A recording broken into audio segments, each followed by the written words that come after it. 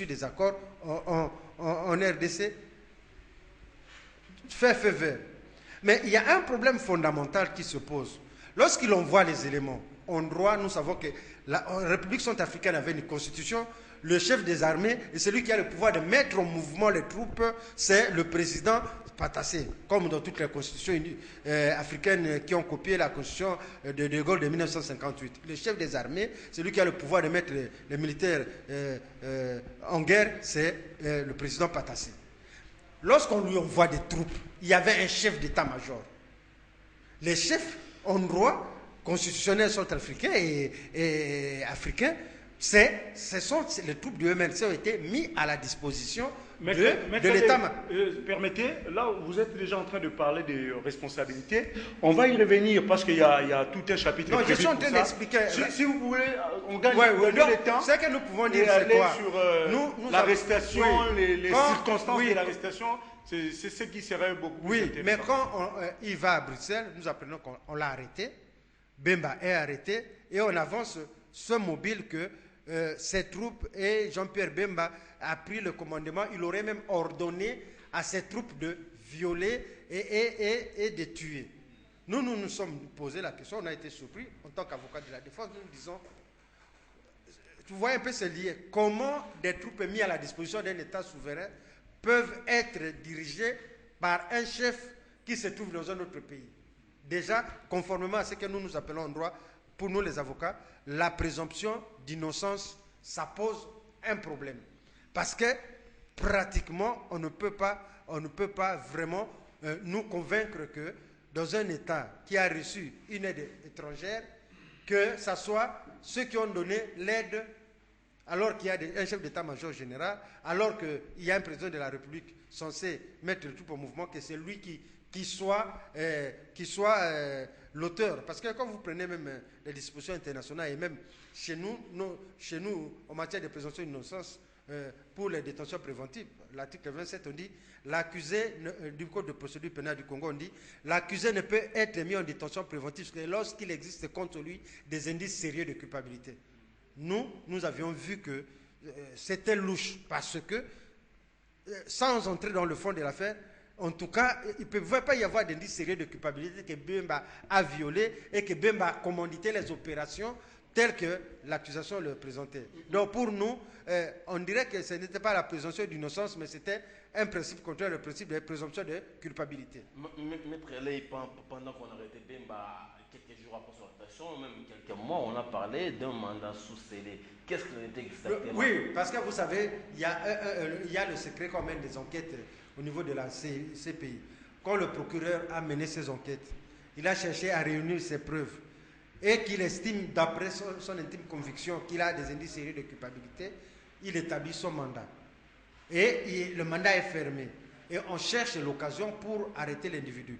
Et pour l'arrêter, quand vous prenez les principes, il y a ce qu'on appelle dans le statut de Rome l'obligation générale de coopérer. Ça veut dire que tous les États qui ont signé les accords ont l'obligation de coopérer. Lorsqu'on vous montre le mandat, on l'ouvre, vous devez coopérer. C'est ce qui fait que nous avons des problèmes avec le Conseil de sécurité, dans l'affaire de Béchir, le président Béchir qui est arrivé ici.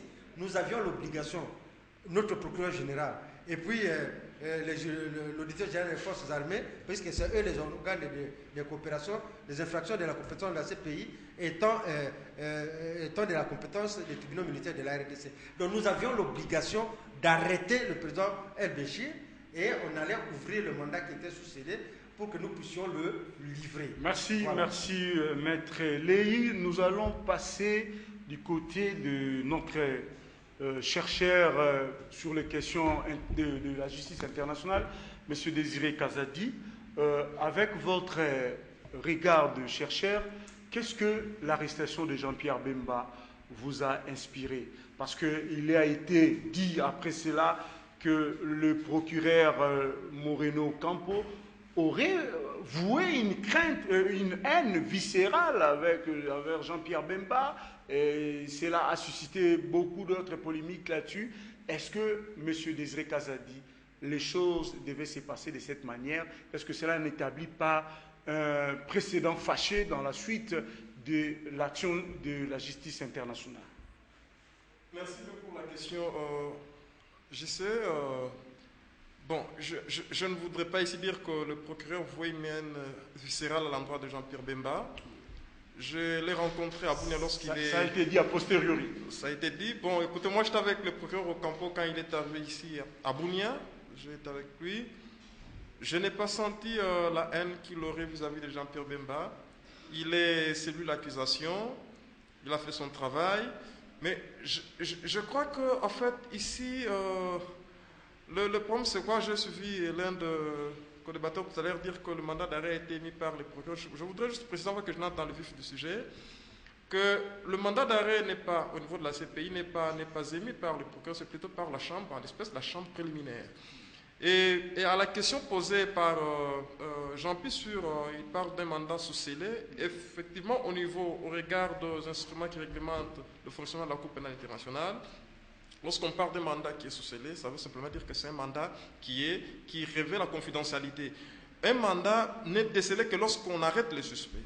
Quand vous regardez bien, suivez le processus dans l'affaire de Jean-Pierre Bemba, vous allez vous rendre compte que le mandat sous scellé s'est arrêté le 23 mai 2008 et le 24, on a mis la main sur Jean-Pierre Bemba. Et donc, lorsqu'un mandat d'arrêt est décelé, c'est-à-dire qu'il est rendu public, et vous allez prendre les cas d'autres suspects qui sont actuellement devant la Cour, il est des moments où, lorsqu'on ne sait pas mettre la main sur un suspect, on décèle les mandats dans le rang public pour contraindre le gouvernement sur le territoire duquel se trouve le suspect de pouvoir concourir à l'arrestation de celui-ci. Donc je voudrais juste préciser, apporter ces éléments-là pour ceux qui nous suivent. Bon, moi, qu'est-ce que je veux dire? Je sais que la Cour pénale internationale est compétente pour 3 types de crimes. Et que Bemba est supposé avoir commis les crimes contre l'humanité. Et dans les crimes contre l'humanité, vous avez des chefs d'inculpation, vous en avez 2. Le viol et le meurtre. Et vous avez également ce Jean-Pierre Bemba, né le 4 novembre 1962 à Bokada, qui est poursuivi pour les crimes de guerre. Et vous avez dans les crimes de guerre 3 chefs d'inculpation, vous avez le meurtre, le viol et le pillage. Eh bien, parce que les cours restent compétentes, je crois que c'est devant une telle juridiction que Bemba devrait répondre justement des crimes qui lui sont reprochés. Et vous allez vous rendre compte qu'aussi, depuis sa comparution initiale, 3 jours après son arrestation, le 27 mai, eh bien, jusqu'au procès qui s'est tenu, si j'ai bonne mémoire, en 2010, je crois, et en passant par l'audience de confirmation des charges, vous verrez que Bemba a plaidé non coupable, au travers son avocat de l'époque, qui est actuellement poursuivi pour subordination des témoins. Atteinte à l'administration de la justice, parce que la subordination des témoins, comme la production des faux témoignages, sont des chefs d'inculpation qu'on retrouve dans l'administration, l'atteinte à l'administration de la justice. Et donc, Bemba a continué à plaider non coupable. Eh bien, je crois que ce sera le cas, parce que déjà, actuellement, nous en sommes bientôt, là, ce sont les déclarations finales, avant que tombe le verdict. Je crois que Bemba plaidera toujours coupable, et s'il est reconnu, et plaidera non coupable, et s'il est reconnu non coupable, il y a des scénarios qui se présentent au-devant de nous. Peut-être que vous allez me poser cette question peut-être après. Non, voilà. Je voulais plus recadrer la question de l'EGDJC. Ça vous a inspiré quoi quand on arrête Bemba, ancien vice-président de la République démocratique du Congo, à Bruxelles, comme ça n'était pas? Ça vous inspire quoi, vous, en tant que chercheur, en tant qu'expert des questions de justice internationale? Merci, mais je crois que ça ne m'inspire pas grand-chose, sinon parce que vous brandissez sa fonction, son ancienne fonction de vice-président. Vous savez qu'au niveau de la CPI, on parle de la non-pertinence de la qualité. Il y a défaut de qualité officielle. Donc, devant la Cour, la qualité officielle n'est pas prise en compte. Mais ce qui m'inspire, c'est que voilà, qu'on ait arrêté Bemba, c'est bien, mais nous allons, c'est là aussi que nous devons jauger la crédibilité même de la Cour pénale internationale. Vous l'avez arrêté, donnez-lui toutes les armes, qu'il se défende, et s'il plaide non coupable, sur base des éléments qu'il aura présentés au travers de son avocat, je crois qu'il reviendra à la Cour de pouvoir tout naturellement les libérer. Et Bemba aura justement ce droit de pouvoir demander dommages et intérêts. Parce que, qu'on le veuille ou pas, lorsqu'une personne est arrêtée et qu'au bout des comptes, on se rend compte que la personne est innocente, eh bien, pour pouvoir réhabiliter son crédit, eh bien, l'institution qui la poursuit doit pouvoir Désiré, payer des dommages et intérêts. Je reviens c'est prévu dans les statuts de sur Rome. l'aspect que j'évoquais tout à l'heure, sur un précédent qui, aux yeux de certains observateurs de la chose judiciaire internationale, ce qui a beaucoup dérangé. Je vous rappelle, je sais que vous le savez, Monsieur Ocampo, ou du moins l'administration, aurait voulu lancer son premier mandat déjà en date du 8 ou 9. Mais la Chambre avait bloqué pour cause de manque d'indices sérieux de culpabilité. Et Ocampo, qui revient encore à la charge à pratiquement une semaine après, sans avoir ajouté les éléments valables pour étayer son argumentaire. Et c'est là où on parle de l'acharnement. Si j'ai posé la question sur la haine qu'aurait Moreno sur Jean-Pierre Bemba, bien que ça a été dit a posteriori, mais déjà, à l'entame de la question, on sent un acharnement. C'est pour ça, vous, en tant que scientifique, qu'est-ce que cela vous inspire? Juste, moi, je ne tomberai pas dans vos mots. Il faut noter que le procureur, en fait, qui a le monopole de l'action publique, vous savez, même en législation interne ici, le procureur a également pour rôle de pouvoir, le parquet, de manière globale, a justement le rôle de rechercher des infractions. Et donc, me parler en termes d'acharnement, je ne sais pas, mais je sais seulement qu'en définitive, ce sont les juges qui décident. Ce n'est pas les procureurs, et en l'espèce, les procureurs de la Cour pénale internationale. Lorsque le procureur se fonde sur des indices qu'il estime sérieux sur une personne supposée avoir commis des crimes qui sont de la compétence de la Cour, et qu'il y a cette possibilité ou cette nécessité de pouvoir émettre un mandat contre la personne, les procureurs s'adressent, n'est-ce pas, à la Chambre, en l'espèce, à la Chambre préliminaire, qui examine la nécessité d'émettre un mandat et qui le fait. Et donc, si acharnement il y a, je ne saurais pas le dire. Si acharnement, je crois qu'il faut plutôt voir l'acharnement au niveau de la Chambre qui a émis le mandat d'arrêt contre Jean-Pierre. Voilà, avant qu'on termine ces premiers tours de table, Maître Jean-Marie Puisqu'il n'a pas parlé, on va surplacer Maître Jean-Marie Voulé, une précision. Oui, mais allez-y, pour passer la parole à Fisc qui doit clôturer la... Oui, rapidement, nous faisons quelque chose de sérieux, comme vous appelez les experts. Vous devez savoir qu'au niveau de la CPI, tout comme en droit interne, l'organe de poursuite, c'est le procureur. Ça, c'est très, très important. C'est le procureur qui mène ses enquêtes. Lorsqu'on devient une situation devant la Cour, le procureur mène ses enquêtes, il doit réunir les preuves. Et lorsque, d'après lui, il est convaincu de réunir les preuves, il engage le processus qui va se terminer par l'établissement du mandat d'arrêt. Donc, vous voyez... Non, le processus, le procureur qui réunit... Ce sont des juristes sérieux que vous parlez, monsieur. C'est différent du journalisme. Il faut que ça soit clair. Non, il faut que ça soit clair que l'accusation... Merci, maître, pour la précision. L'œuvre du procureur. Merci beaucoup. C'est dynamique, donc vous ne pouvez pas dissocier. Dites que ce n'est pas le procureur, c'est lui l'organe de poursuite. Merci, monsieur, maître. Merci pour cette précision. Je désirais vous allez réagir plus tard, mais nous allons donner la parole à Valentin Guéringo pour un peu éclairer la situation de l'acharnement dont il a été mentionné à son temps par le procureur contre la personne de Jean-Pierre Bemba.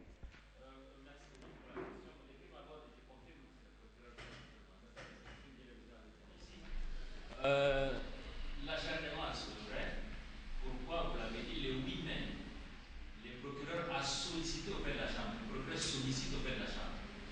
La Chambre a refusé au procureur de livrer le mandat. Le 23 mai, il sollicite de nouveau. Et le 23 mai, l'après-midi, on autorise au procureur de lancer le mandat. Le mandat était sous-scellé. Et on a levé les scellés par l'arrêté.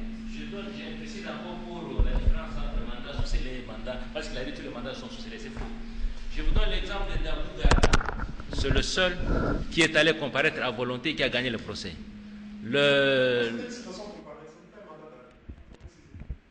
Je vous donne encore l'exemple de Béchir. Je vous donne encore l'exemple du président Kenya. C'est-à-dire que quand on estime que si le mandat n'est pas sous-scellé, vous pouvez fuir. À ce moment-là, on met le mandat sous-scellé. Quels ont été les arguments qui ont été avancés par le procureur pour que la Chambre autorise qu'il lance le mandat? le procureur a dit que Jean-Pierre Bemba venait d'obtenir un visa pour les États-Unis. Comme s'il va aux États-Unis, il ne pourra pas être poursuivi. C'est l'occasion ou jamais de l'arrêter. C'est le seul argument qui a convaincu la Chambre. C'est comme ça qu'on a autorisé au procureur de lancer le mandat. Il n'y avait pas un autre élément nouveau. Donc, je vous donne encore l'exemple de mandat pour l'honorable Babala. C'était également sous scellé. On estime que si on lance le mandat qui n'est pas sous scellé, il est susceptible de ne pas aller répondre ou de s'échapper. Et pour ceux qui ne le savent pas, c'est également le même motif que le procureur a avancé pour dire que Babala a un visa pour les États-Unis, il risque de fuir. Il faut à tout prix l'arrêter. Voilà pourquoi on dit. Alors, donc, dans la procédure, comme vous avez dit aussi, il n'y a pas que le mandat d'arrêt qu'on lance. On peut lancer le mandat, la citation à comparaître. Pourquoi? Parce que je donne le cas de Babala qui était honorable, en principe. Sa fuite n'est pas à craindre. Il aurait fallu qu'on lance une citation en comparaître, ça lui permet d'aller répondre et revenir comme Abou Gada l'a fait, et Abou Gada a gagné le procès. Donc, je tenais simplement à préciser, à confirmer ce que Maître Ley a dit. C'est le procureur qui lance le mandat, mais il reçoit l'autorisation de la Chambre. Pour le cas de Bemba, le procureur a été débouté pour la première fois, la deuxième fois, on l'a autorisé, il a lancé le mandat, et j'ai les documents avec moi ici, je peux vous les exhiber après. Monsieur Guérin, vous avez dit que l'argument avancé par Bruno, c'était un visa pour les USA. 6 ans après, l'opinion peut savoir si effectivement Bemba avait un visa pour les États-Unis? C'est-à-dire que les enfants devaient être en vacances, il est libre de se promener. Bemba, en allant au Portugal, parce qu'il n'était pas parti à Bruxelles, il était au Portugal. Il s'est déplacé du Portugal vers Bruxelles. Donc il faut aussi quitter Portugal pour les États-Unis. Donc il est libre. Il pouvait prendre le visa partout où il pouvait aller. Donc ça ne peut pas être un argument pour le procureur pour dire qu'il va aller aux États-Unis, il va fuir. Il pouvait aussi aller en Égypte, il pouvait aller aussi en Libye. Hein? Et voilà les arguments qui ont convaincu pour la Chambre, les arguments ont convaincu la Chambre pour dire nous autorisons à lancer. C'est comme ça que le mandat a été lancé. Voilà, ce premier tour de table, on va le clôturer par Fisk. Vous aurez la parole, on a encore pour 1h30. Fisk, vous êtes tout proche, je ne dis pas tout proche par rapport à vos recherches, par rapport à votre travail de tous les jours des journalistes, des chercheurs. 6 ans après, quelle lecture, parce que vous les côtoyez tous les jours, fait aujourd'hui la CPI section RDC relativement à l'affaire Jean-Pierre Bemba face au parquet de la CPI? Alors, merci Jean-Pierre. Aujourd'hui, j'interviens. Vous m'invitez là comme apporter un éclairage sur l'angle de la communication. Donc, il faut différencier les choses. Je ne suis pas juriste, je ne suis pas politicien pour émettre un avis. Donc, je parle dans l'angle de la communication par rapport à cette affaire-là. Et d'abord, je me pose sur un argument scientifique. J'ai eu il y a plus de 4 ans à faire une étude en mémoire sur l'image institutionnelle de la Cour pénale internationale en République démocratique du Congo, telle qu'est véhiculée par les médias locaux dans l'affaire le procureur contre Jean-Pierre Bemba. Mais il faut dire que cette étude-là a évolué depuis, c'est plus de 4 ans, mais chaque jour, j'essaie d'actualiser mes données par rapport à cette affaire-là. Vous l'avez dit, je travaille un peu avec, disons, je suis un peu plus proche de cette affaire-là.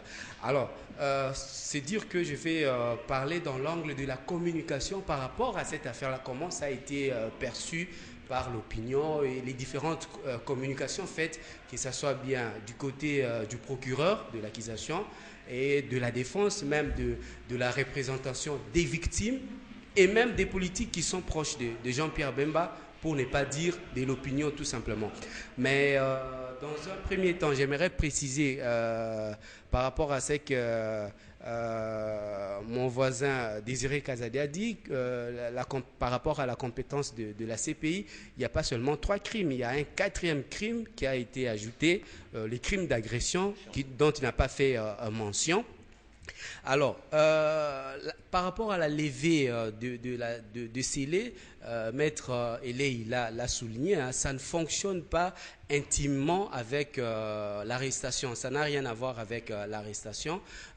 J'ai examiné sur les 21 affaires en cours devant la Cour pénale internationale qui relèvent des 6 situations, c'est-à-dire des 6 renvois qui viennent des pays. toutes ces affaires-là sont africaines. Vous voyez, ça c'est la première observation. Et puisque votre question porte sur les circonstances de l'arrestation de Jean-Pierre Bemba, sur l'angle de la communication, moi je note 2 ou 3 choses. La première, c'est que cette arrestation intervient à la veille des enjeux politiques importants dans les pays. Jean-Pierre Bemba, on l'a dit précédemment, il a mené une lutte armée qui a abouti à la signature d'un accord, de l'accord global et inclusif, de pacification du pays. Il a occupé les postes de vice-président de la République. Donc c'était quand même un acteur important dans le processus de normalisation de la vie politique.